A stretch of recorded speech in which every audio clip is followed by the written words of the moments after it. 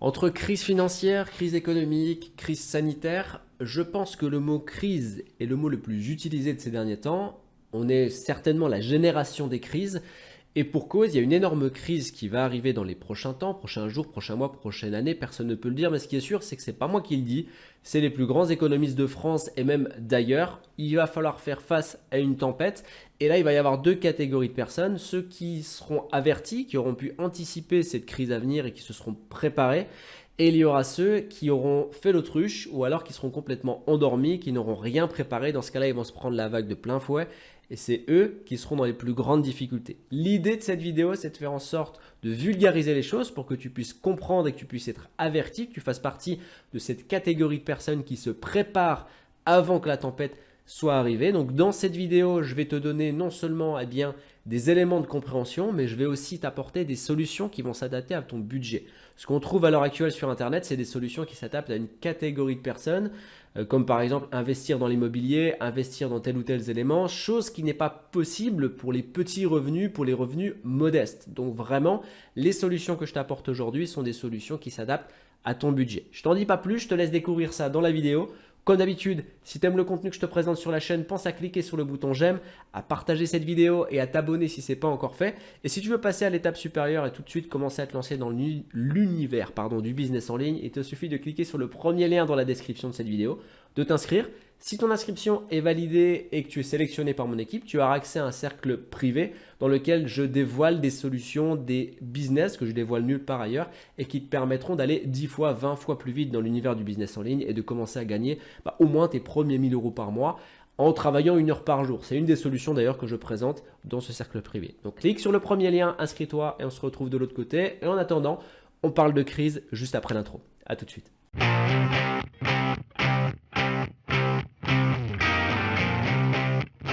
Première question, est-ce qu'il faut investir dans le business en ligne en 2021?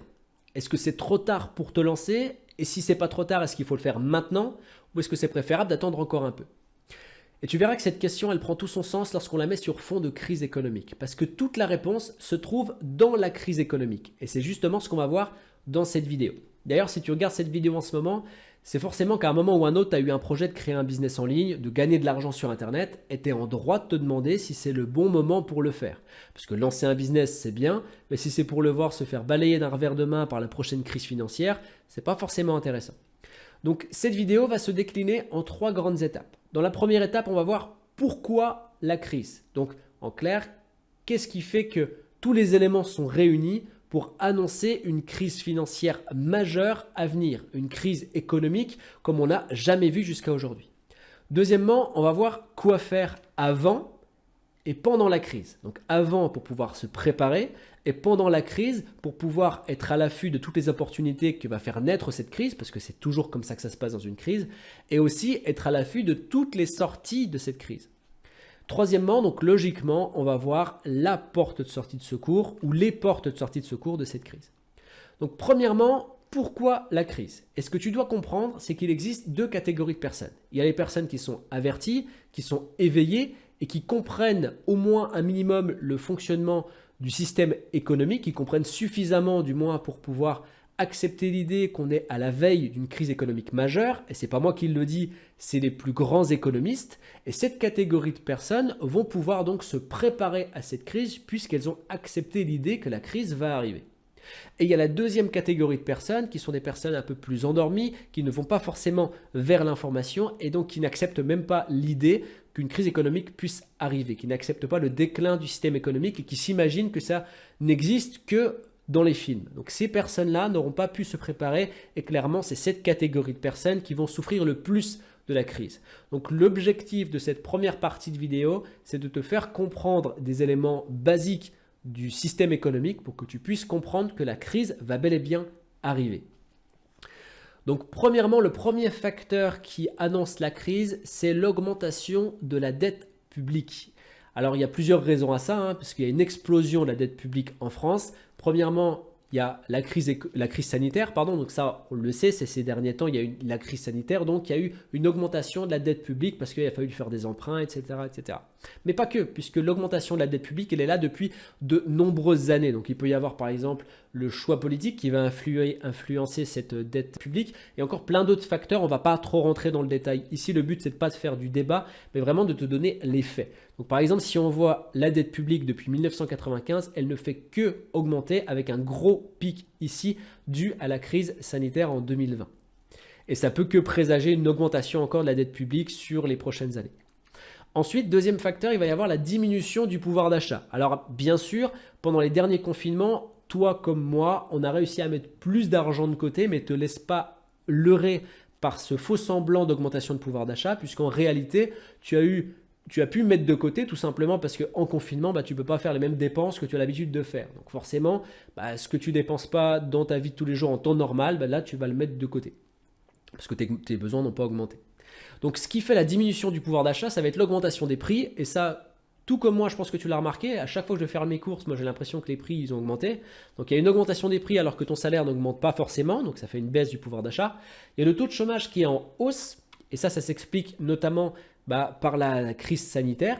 Et lorsqu'on va voir les courbes ici, on voit qu'il y a une explosion de chômeurs en fait en 2020, en sachant que les entreprises, elles ont été maintenues sous perfusion puisqu'il y a eu la crise sanitaire, donc elles n'ont pas pu fonctionner, donc elles ont survécu avec les aides du gouvernement et les salariés, eux, ont été au chômage partiel. Donc en gros, tout le système économique fonctionne grâce aux aides.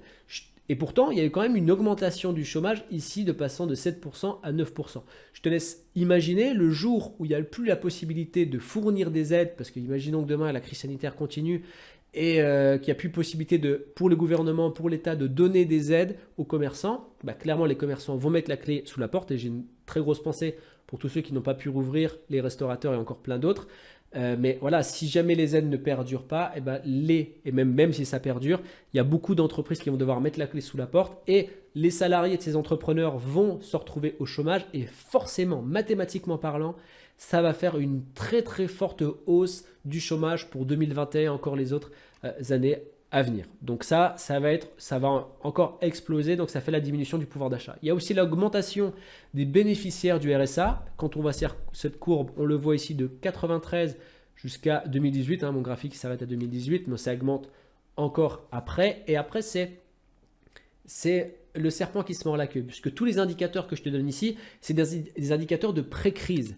Une fois qu'on a basculé de l'autre côté et qu'on est rentré dans la crise, là, clairement, les chiffres, ils vont être catastrophiques. Et par exemple, si on prend que l'exemple du RSA, on a aujourd'hui nos chômeurs qui sont sur le marché de l'emploi, qui recherchent un travail. Demain, les entreprises s'effondrent, donc il y a encore plus de chômeurs qui vont arriver pour moins de travail parce que les entreprises mettent la clé sous la porte, donc il n'y a plus de postes. Donc les gens ne trouvent pas de travail, donc ceux qui étaient déjà au chômage avant et encore ceux qui étaient chômeurs longue durée qui ne trouvent pas de travail et qui vont se retrouver au RSA, qui peut-être d'autres personnes en temps normal auraient trouvé du travail, mais vu qu'il y a trop de monde sur le marché du travail pour pas assez d'offres, clairement, ils vont se retrouver tôt ou tard au RSA, ce qui fait qu'après, c'est le cercle vicieux.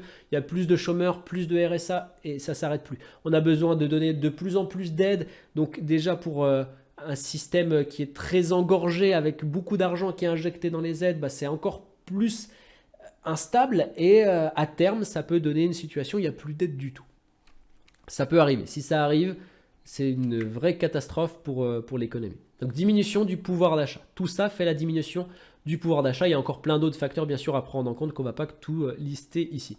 Troisième élément, diminution de consommation.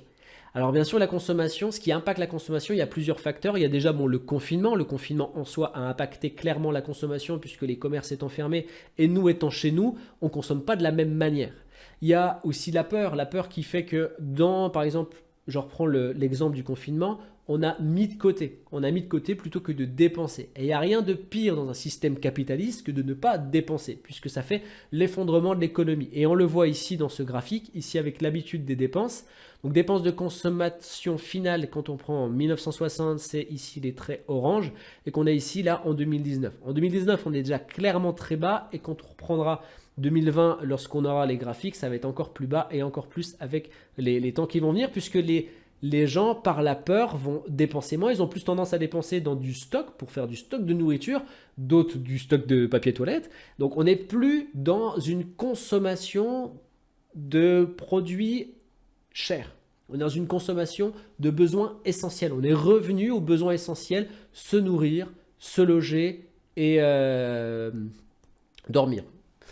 Donc, voilà, tous ces éléments-là, alors il y a beaucoup d'autres facteurs, hein. Il y en a énormément d'autres. Moi, j'ai décidé de t'en référencer les trois les plus importants pour vulgariser les choses, pour que tu puisses bien comprendre la situation et que tu puisses comprendre qu'on est à la veille d'une crise sanitaire. On est dans une pré-crise en réalité. On est dans la veille d'une crise monumentale. Deuxièmement, que faire pendant la crise? Alors en réalité, comme j'ai dit, c'est que faire avant et pendant la crise. Donc avant et pendant la crise, ce qu'il faut faire, c'est être attentif pour d'une part, eh bien, détecter, donc se renseigner en fait pour détecter l'avancée de l'économie, pour voir à quel moment ça peut potentiellement s'effondrer. Je le dis, je le répète, personne ne peut dire avec exactitude quand est-ce que ça va arriver. Ça peut être demain, ça peut être dans quelques mois, ça peut être dans quelques années, mais être attentif à l'actualité pour voir un petit peu comment ça arriver et accélérer tes préparatifs. Et pendant la crise, il va falloir être attentif pour détecter les portes de sortie. Donc en gros, détecter les opportunités. Si on prend un exemple d'une opportunité qui a pu se créer, par exemple pendant le premier confinement, on a eu une pénurie de masques. Donc ceux qui ont commencé à se dire, moi je vais essayer de faire un petit business autour des masques, donc je vais créer des masques en tissu où les gens vont pouvoir customiser leurs masques et tout, eux, ils ont réussi à tirer leur épingle du jeu. Donc à son échelle, pendant cette crise du confinement, ils ont réussi à être attentifs pour en retirer le potentiel. Donc première règle, pendant la crise et avant la crise, être attentif. Deuxièmement, sauvegarder tes actifs. Et là, sur Internet, on voit plein de conseils qui vont nous dire qu'il faut investir dans l'immobilier pour pouvoir sauvegarder tes actifs. Sauf que ça, ce n'est pas quelque chose qui est accessible pour tout le monde. Tout le monde n'a pas l'argent pour acheter comme ça, pour investir dans l'immobilier. Sans compter que même si tu gagnes 1 500, 3 000 euros par mois, dans une période de pré-crise, tu auras beaucoup plus de difficultés à faire un prêt pour la simple et bonne raison que les banques ne prêtent plus, ou alors qu'elles prêtent dans des conditions très définies et très restrictives. Donc, comment faire pour sauvegarder les actifs? Il faut s'orienter vers les matériaux, donc or, argent, palladium, platinium, etc. Pourquoi? Parce que c'est des matériaux qui traversent les crises, donc dont la valeur en fait continue et la crise n'a pas réellement d'impact. Il y a un impact, mais ce sera jamais à zéro. L'or ne vaudra jamais plus rien. L'argent ne vaudra jamais plus rien, que ce soit avant, pendant ou après la crise. L'idée, c'est de faire en sorte de sauvegarder ton capital. Alors bien sûr, si tu n'as pas d'argent de côté, pas de panique. L'idée, ça peut être par exemple simplement, si tu as un revenu de 1 500 euros par mois, de te dire, voilà, 5% ou 10% de mon revenu, je choisis de l'investir dans l'ordre tous les mois ou de l'investir dans l'argent. En sachant qu'il va falloir aussi mettre tes œufs dans plusieurs paniers. Ne pas tout investir dans l'or, investir un peu dans l'or, un peu dans l'argent, un peu dans le palladium, dans le platinium, etc. Et c'est comme ça que tu vas pouvoir, à la fin de la crise, avoir gardé un capital d'argent pour pouvoir repartir de plus belle. Et je te conseille d'être attentif aussi. Donc la règle numéro 1 s'applique aussi dans la deuxième, sauvegarder tes actifs. Ça veut dire être attentif à l'évolution des cours, de l'or, etc. Pour ça, il y a un site qui existe, que moi j'utilise personnellement, c'est TradingView, qui est plutôt pas mal, et c'est celui-ci. En fait, ici, par exemple, tu as le cours de l'or, on peut avoir le platinium, l'argent, etc.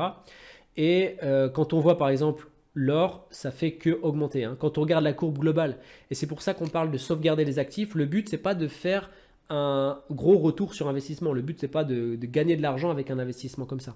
Quand on voit ici, il y a des baisses qui existent. Hein. Par exemple, là, en 96, ceux qui ont investi en 96, s'ils ont vendu leur or en 99, ils ont perdu de l'argent. Par contre, sur le long terme, ça fait que augmenter, quoi. Donc, le but, c'est de toujours sauvegarder ton capital, tes actifs avec des matériaux pour pouvoir traverser la crise et sortir de la crise avec un petit capital. Ensuite, troisièmement, il va falloir se préparer une niche. Donc en fait, ce point-là, il est toujours en relation avec être attentif. Donc c'est quoi se préparer une niche sur Internet? C'est être attentif à tous les secteurs qui vont créer une demande. Donc par exemple, trouver une niche. Là, on reprend l'exemple des masques. Lorsque les masques étaient en pénurie, ceux qui ont commencé à se préparer, à préparer une niche autour des masques, aujourd'hui, ils ont sorti leur épingle du jeu, tout simplement. Donc, ils ont appliqué cette règle-là. Donc pour résumer, il faut être attentif avant la crise et pendant la crise pour détecter les portes de sortie et détecter les opportunités. Il faut sauvegarder tes actifs et il faut que tu te prépares une niche pour pouvoir tirer ton épingle du jeu ou alors au moins limiter la casse pendant la crise. Ensuite, quelle est la porte de sortie? Quelles sont les portes de sortie? Et surtout, pour revenir à la première question de cette vidéo, est-ce que le business en ligne est une porte de sortie? La réponse est oui. 1000 fois oui, et je vais te montrer tout de suite en quoi c'est une évidence. Premièrement, le business en ligne a un faible coût. Ça veut dire que tu peux très bien gagner de l'argent sans rien investir. Lorsque moi je me suis lancé sur Internet, j'ai gagné mes premiers 1000 € par mois sans investir quoi que ce soit. Et en seulement 1 heure par jour. À l'époque, j'étais encore salarié. Donc vraiment, c'était, voilà, j'avais pas de temps à consacrer à ça. J'ai lancé le business sans penser que ça fonctionnerait et pourtant ça a fonctionné. C'est ça ensuite qui m'a donné l'impulsion pour avoir des business plus conséquents par la suite. Mais au départ, j'avais un business qui m'a absolument rien coûté. Une fois que j'ai commencé à gagner, j'ai lancé un business plus complexe qui m'a coûté 27 € par mois et qui m'a rapporté beaucoup, beaucoup plus. Aujourd'hui, bien sûr, mes dépenses sont en fonction de mes revenus. Donc, je dépense plus. Je dépense entre 300 et 400 € par mois, mais avec des revenus qui sont beaucoup plus conséquents. Mais même comme ça, moi, je ne dépense pas tous les matins pour prendre la voiture pour aller au travail, par exemple. Donc, je n'ai pas de frais d'essence ou de choses comme ça. Donc, l'un dans l'autre, j'ai quasiment aucun frais de fonctionnement de mes business en ligne. Donc ça, c'est la première chose. Deuxièmement, c'est un secteur qui est en explosion. Par exemple, je vais te montrer mes chiffres. Si on prend ces chiffres-là, c'est un business sur la thématique du business en ligne que j'ai lancé en fin 2019, début 2020. Et voilà les résultats que j'ai obtenus sur une année. Plus de 55 000 € de chiffre d'affaires sur l'année. Donc si on passe du chiffre d'affaires au bénéfice, on est on va dire à 40 000 €. 40 000 € dans argent de poche, quoi, hein. On a enlevé tous les frais, tout ce qu'on donne à l'URSSAF, etc. sur cette partie-là. C'est un indicateur de développement du marché du business en ligne.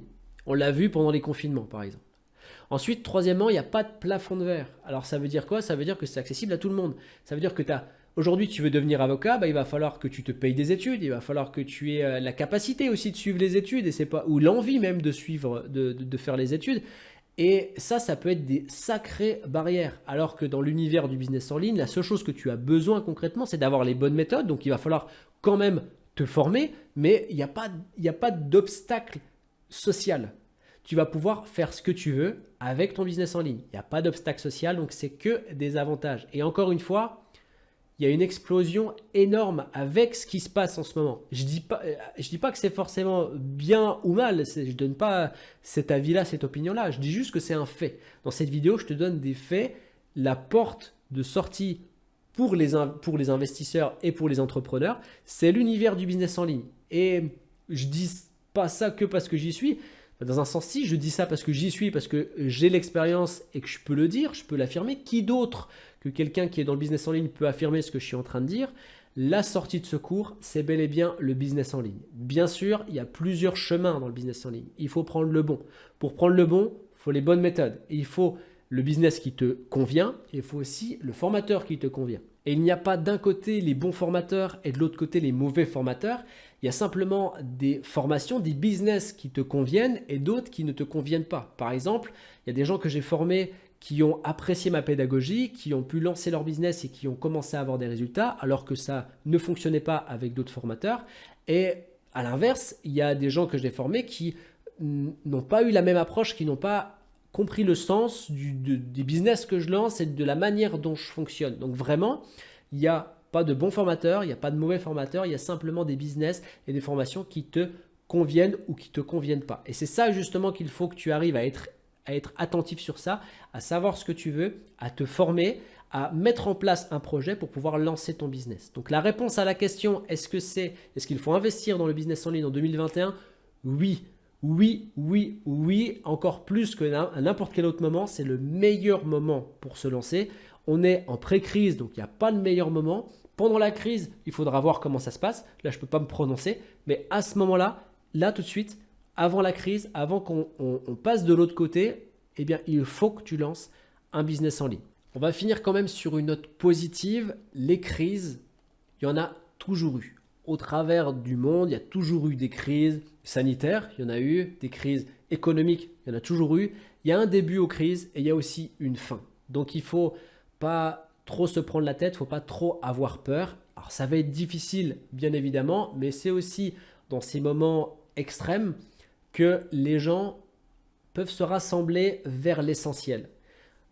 Tout ce que tu as autour de toi, tes objets, les voitures, les grosses maisons, c'est pas ce qui fait concrètement le bonheur. C'est à toi justement de te recentrer vers ce qui pourrait potentiellement faire ton bonheur et de t'axer vers ça. Et l'argent finalement n'est qu'un moyen pour avoir au minimum l'essentiel pour pouvoir manger, se loger, dormir.